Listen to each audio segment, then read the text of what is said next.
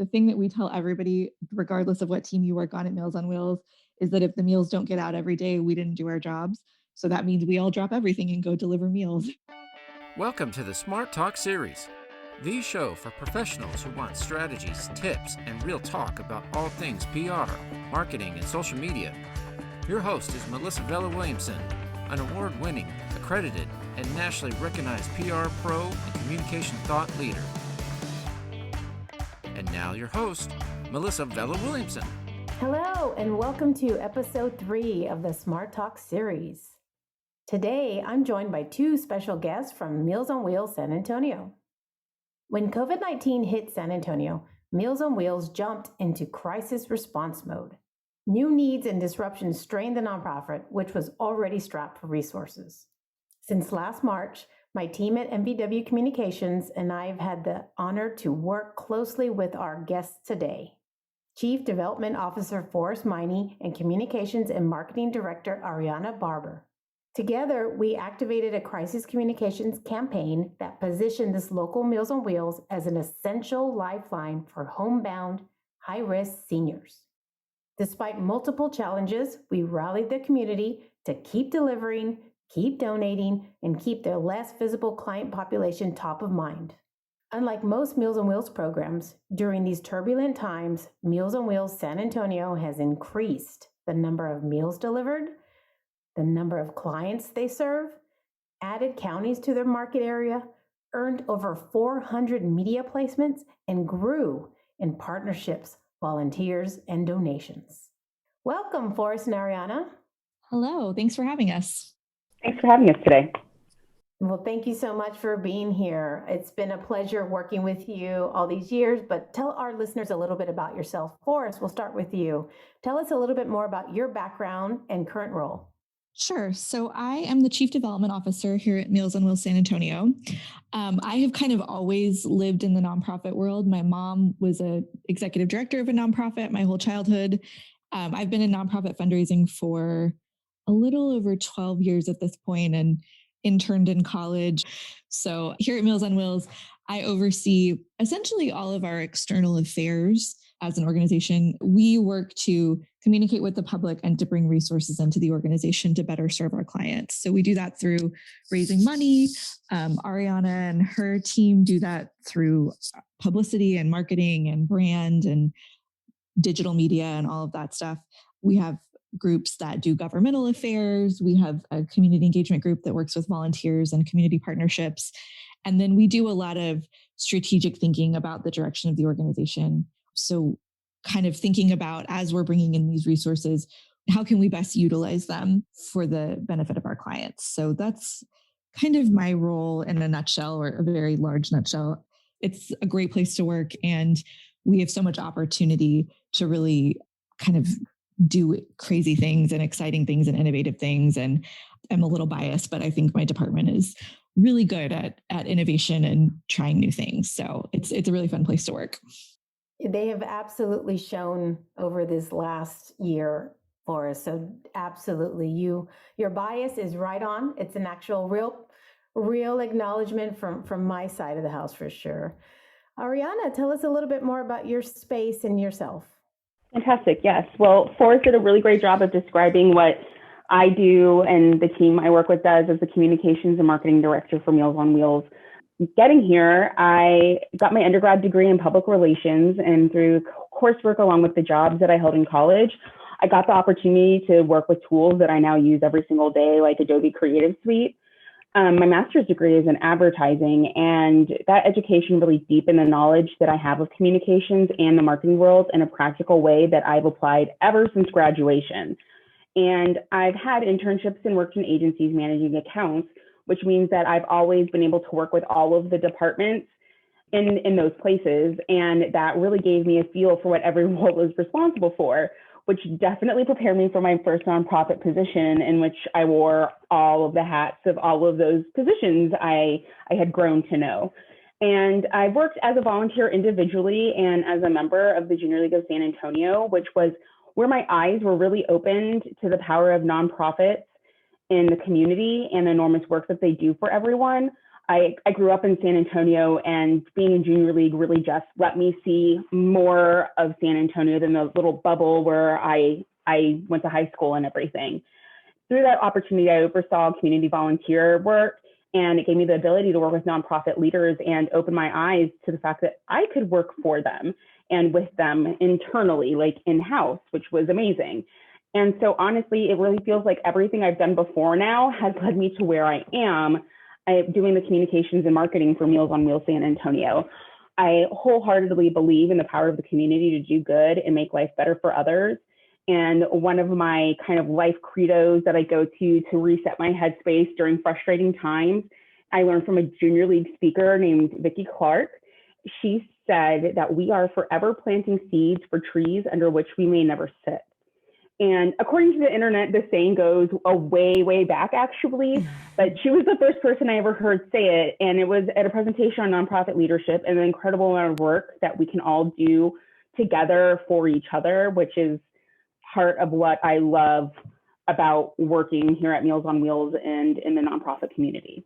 All of that. I love all of that, Ariana. I talk about seed planting all the time. I know I probably drove you bonkers with my different metaphors and expressions, but it is very accurate in my vantage point as a public relations first professional. Like you said, the work is very integrated. You have to tell the story consistently across the channels. You all do a great job of that. And I have to say, embracing me and my team as true collaborative partners has been a unique strength of your nonprofit. So kudos to you. I've seen so much change in growth and innovation. So the seeds are planting, you're reaping some of the harvest, and you are continuing to plant the seeds that we need to continue to move forward, because it's still quite bumpy out there, isn't it, ladies? Yes, absolutely. It still takes a village, right? Absolutely. And you all have done a great job of kind of curating, cultivating, and maintaining your village over these it's over 12 months of this pandemic now. But how has the pandemic months and all this change really impacted your work at Meals on Wheels, Forrest? I was looking at a video of an interview that I did with a telethon that Melissa helped set up for us at the beginning of the pandemic. And we were maybe 3 or 4 weeks in at that point. And I said something about how everything's different, but everything's the same. And I think that still holds true a year later. Our goals are the same. The thing that we tell everybody, regardless of what team you work on at Meals on Wheels, is that if the meals don't get out every day, we didn't do our jobs. So that means we all drop everything and go deliver meals if volunteers don't show up. And that still is the priority. I also think we, as an organization, our priority has been growth. And we had a new CEO come in almost 5 years ago, and he basically threw the playbook out and said, no, we need to be growing. We need to be serving more people. So that was already our drive. And certainly when I got here about a year after he did, but the pandemic has just magnified that. So any growth that we were projecting for the next 3 to 5 years has basically happened, or we've even gone bigger than that in the last year, in terms of the number of people we serve, the number of partnerships we have, the level and depth of service that our clients receive. All of that has dramatically increased in the last year. And it's been through our team just going hard and running into the face of this and saying, we're going to do it. We're going to figure it out later. We're going to use our resources, people, money, whatever, to make sure that our clients are as safe as possible and have as much benefit as possible. Luckily, we've thus far been able to figure it out on the back end, but it is a totally different mechanism and a different way we work now, but it is with the same goals that we had, in January of last year before we even knew this was going to be a thing. And it's just, if anything, heightened what we were already planning on doing. Yeah, you make some great points for us. I know there's a couple key terms as a communications professional I've honed in on and heard multiple times and started putting in my pandemic lexicon, if you will. Accelerated has been one of them. And there's a lot of research and that's starting to come out, because research takes time, right? But there's a lot of headlines that are coming out about how much the pandemic accelerated so many negative things. And to your earlier point, it can also accelerate some silver linings and some wonderful things too. And And I think that's only possible because of the hard work that your team has put in, but also the smart work.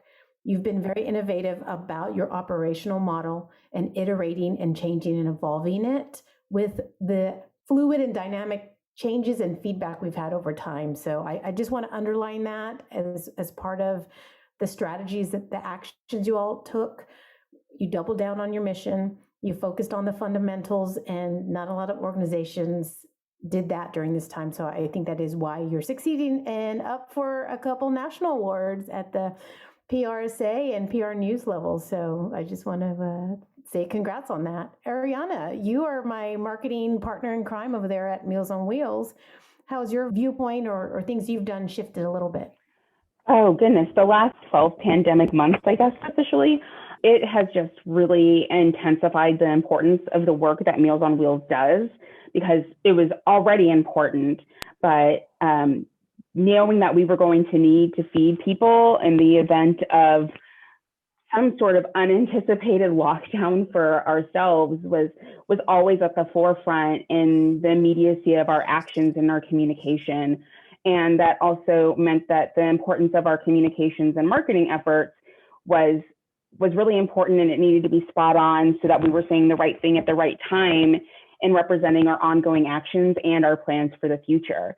We communicate to several different audiences every day. We have our donors, our volunteers, and of course our clients. And they all want to know and need to know different kinds of things. So it's been kind of amazing to see the number of people who've really taken to social media to reach out to us with Facebook messages or Instagram messages, or just reaching out via the website and making a lot of really good use of those forms I worked really hard on, which is great. So it's been neat because people go to these mediums, no matter their audience, to look for the information, ways to help or donate, or how to receive meals. And that's all been in conjunction with the coverage that we've gotten with our local television and print media, like the Express News, which maintains the strength of reaching lots of people at one time. And anytime really that the work we are doing is highlighted, whether it's in print or on TV, we can expect lots of phone calls for prospective volunteers and for prospective clients, which is important because both of those have to be here in order for the work to get done. It's part of our infrastructure, and our infrastructure was fairly solid before, but we've done a lot of shoring up as we've had to continue to react very quickly and pivot, which is one of those pandemic terms that I think we'll all be ready to hear less of at some point. And because really the first step is just referring someone for meals. And it's the first in a series of steps before a volunteer can deliver meals to someone's doors. There's the A of the somebody saying they need meals, and then the Z of the meals being delivered. But in between, there are a lot of moving parts, which Melissa's been able to see with regards to client intake and routing and the volunteer recruitment piece to get that person knocking on the door. And so, like Forrest said, a lot of that is different. Like everything is different, really. But at the end of the day, the priority is that knocking on that person's door and getting them that meal so that they aren't hungry. Yeah, a lot of differences and a lot of innovation, which is great. But if you combine that with the fundamentals and remembering why and expressing that, I think that's part of what's making you all successful. In terms of development, Forrest, I know fundraising is a specialty in the communications industry. Has anything changed in the development area? Any industry changes or differences you've seen? It has been really interesting to see how this affects different nonprofits differently. So I think a lot of that is cause-based. It's sort of like, the Red Cross has a really boom or bust fundraising cycle because people give them so much money when there's a disaster. And then when there's not, it's hard for them to raise funds in the same way. And so this has been almost a whole year of disaster funding. And for us, in large part, probably because of our cause, which is taking care of people who are the most affected by the pandemic and have the worst outcomes from COVID, we have seen a dramatic increase in funding. But I also like to say, and this is, I think, the part where we crow a little bit, really, since I've been here, certainly since our CEO has been here, and the priority of our team for several years has been both working on the stewardship of our donors and working on our place in the market to remind everyone that we're a trusted nonprofit and we know what we're doing and we're here. And that's been a lot of the work that you've done with us, Melissa, is sort of reminding the community that we're here and we do good work and we're available and we're a good resource and we're a good opportunity. And then also, again, our team has worked really hard over the last several years to steward our donors. We have, the thing I like to say a lot is we have like 20,000 donors, but we want each of those 20,000 people to feel like we personally know who they are. We know their name, we know their giving history, we know why Meals on Wheels is important to them, and that we're appreciative of their specific gift. And so we do a lot to try to make that happen. And this year has been tremendous for us fundraising. And I think that is a combination of those two things. We are just kind of in the right place to receive that funding from people who really want to try to do something to help. The work that we do is in line with what they want to give to, but also we've spent years and years building up a reputation and building up a donor base that knows we appreciate them. And then I think our work, even with new donors, we brought 5,000 new donors on in the last fiscal year. And this is like, sounds crazy to people on the corporate side, but we want to the industry standard of a retention rate of your donors, meaning that your donors come back to you year over year, is about 45% in fundraising, which again, if you're a business and you're losing over half your customers every year, that's awful. And it is, but in fundraising, that's what the industry standard is. And we have maintained in the last 12 months a 65% retention rate. So we're keeping definitely over half of our donors every year. And that's a big deal.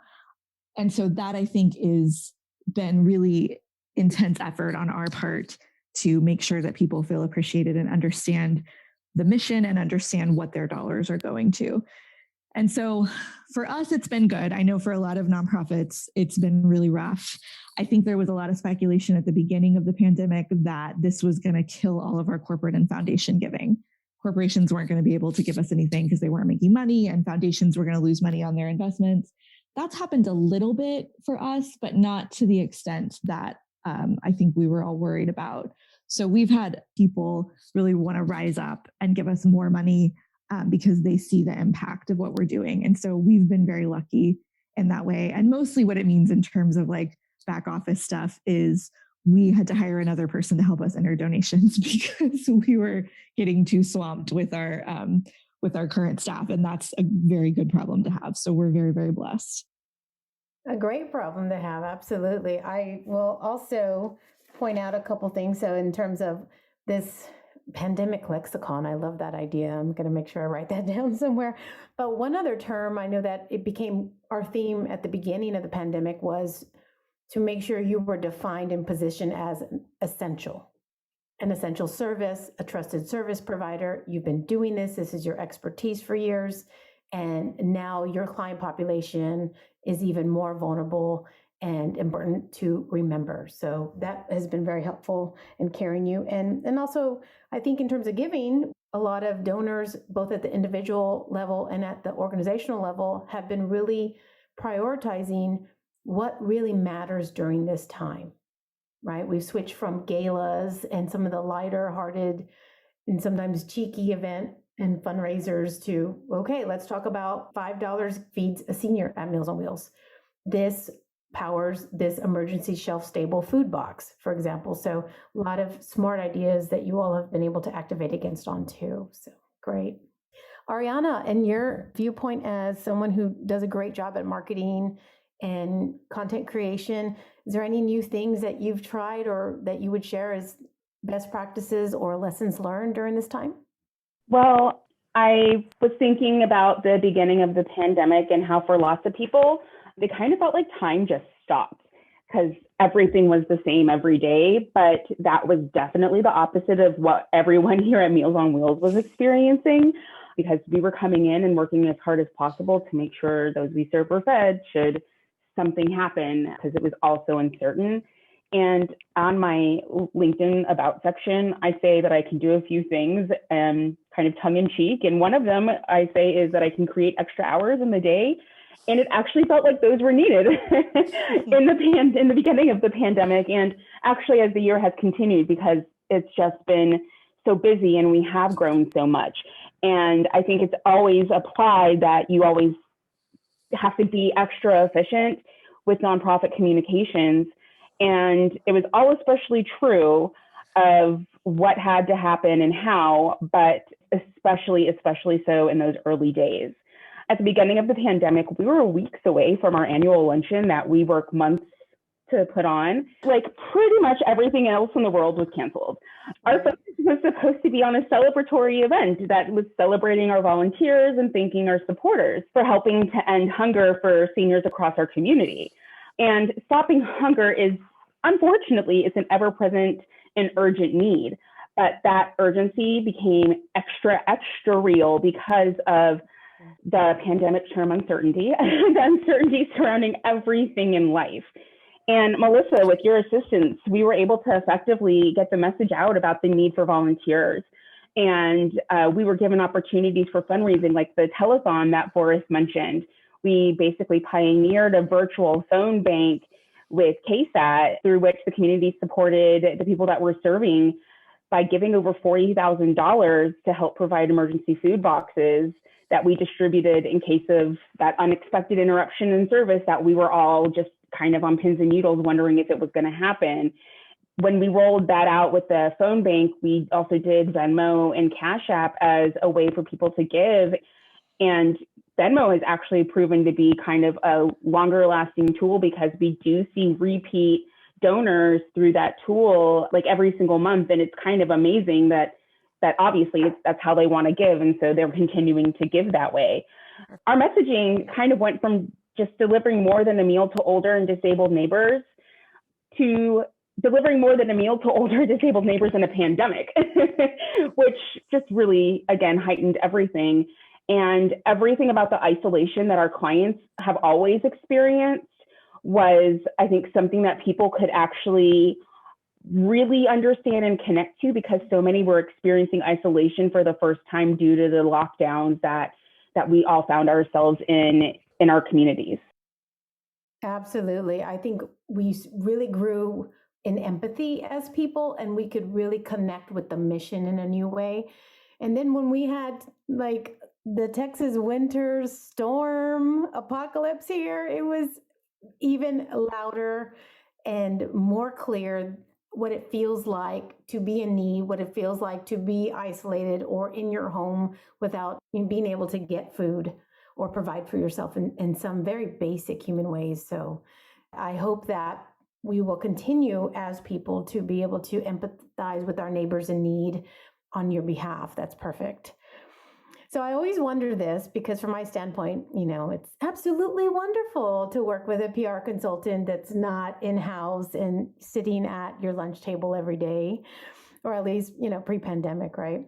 So, but from your vantage point, was there anything, we have all types of listeners from the communication industry here, those who are consultants, those who are in-house, you may be at different vantage points in your careers later on, but what would you tell others about working with a PR consultant?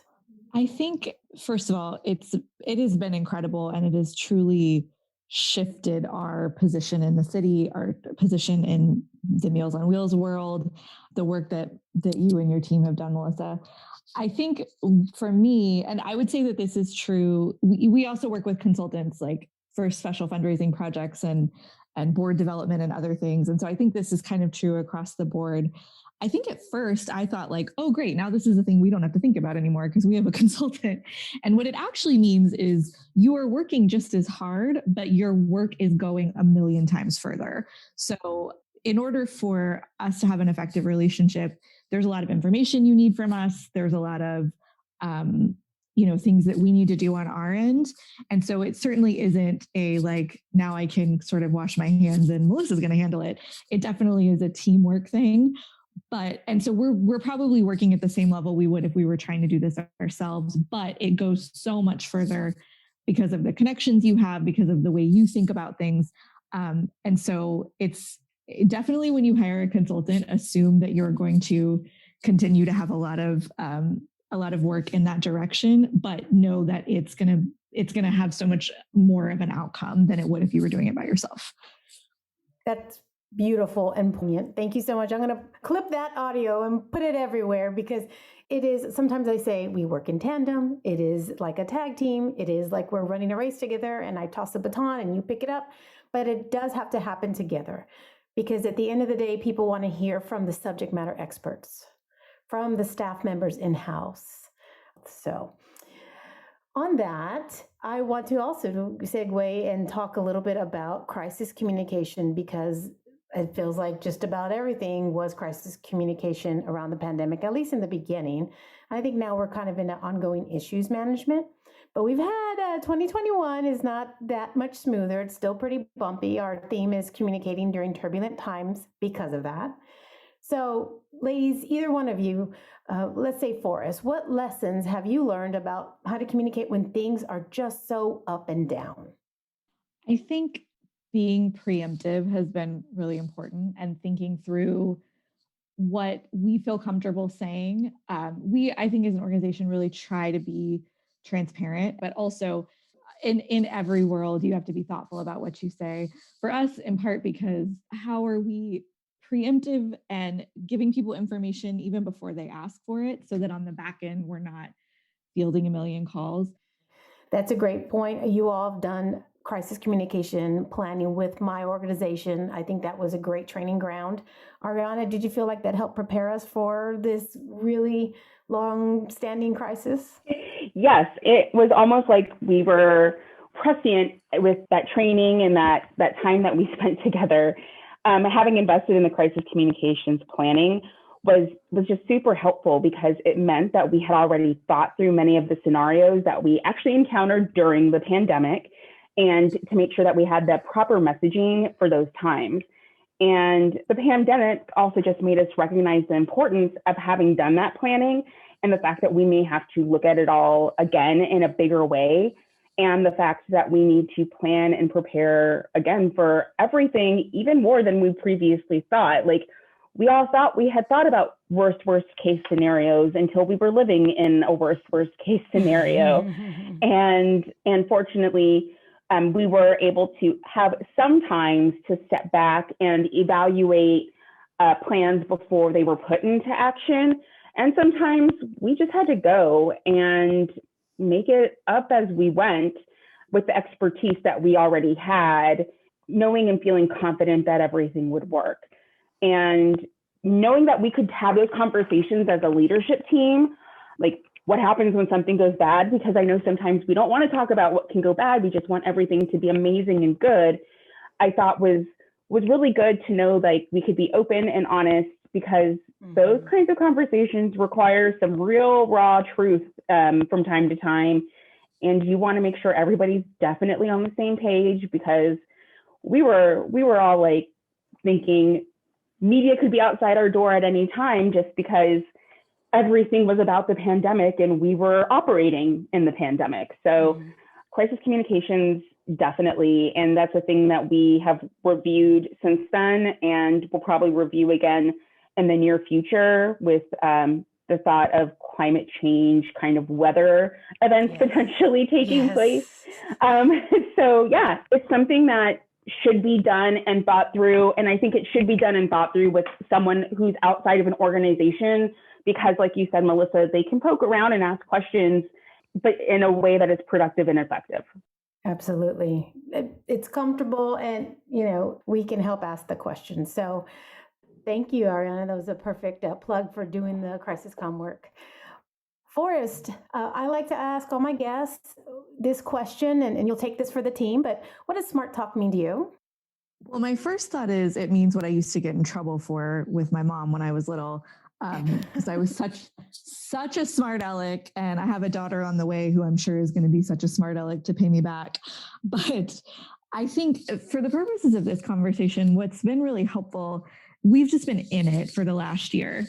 And every day we come in, even now, and try to figure out like what's the next thing that's going to come up that's going to be crazy that we're going to have to deal with. And it's nice to have a minute to reflect and think back on what did we do that worked and what did we do that didn't work? And also like, what are the lessons that we've learned? And so that's been very valuable to me in today's conversation to really think through what things did we do in the last year that really worked well, and what can we learn from that moving forward? Well, smart answer. I love it. Ariana, you're a marketing guru. End us and bring us home. What's the best way for us to learn more about your organization? Wonderful. I love telling people how to learn more about us because I manage the website, and our website is a really, really, really great resource to learn about all of the services that Meals on Wheels provides. And the other way, besides going to the website and getting answers to specific questions you might have, is by volunteering to deliver meals. For many people, that first meal delivery experience can be life-changing. And I don't know that that's necessarily hyperbolic, because we really hear so many volunteers say that they think that what they're doing by delivering meals does more for them as a volunteer than it does for the people that we're serving. And the reality is that they're making our clients feel seen and remembered by the entire community when their meals are delivered by a cheerful volunteer. We have other volunteer opportunities that can connect a person to the why that keeps us going at the end of the day. And those are all available on our website, MOWSATX.org. Again, that's MOWSATX.org. And we really try to share stories about everything that we're doing there and on our social media. We work as hard as possible to be consistently active on Facebook, Instagram, LinkedIn, and Twitter. And we're also, of course, always working to find ways to get better at sharing those stories about our volunteers and our clients, and the work that we can do in the community thanks to our donors on places like YouTube as well. You can find links to all of our social media accounts on MOWSATX.org, our website. Thank you, Forrest and Ariana, for sharing your insights with us today. And thanks to our listeners for checking us out. As always, think smart and communicate smart. And I'll see you next time. Thank you for joining us for another episode of the Smart Talk series. If you learned something or enjoyed our conversation, share it on social media or send to a friend. To learn more about this and other communication topics, visit MVW360.com. That's MVW360.com.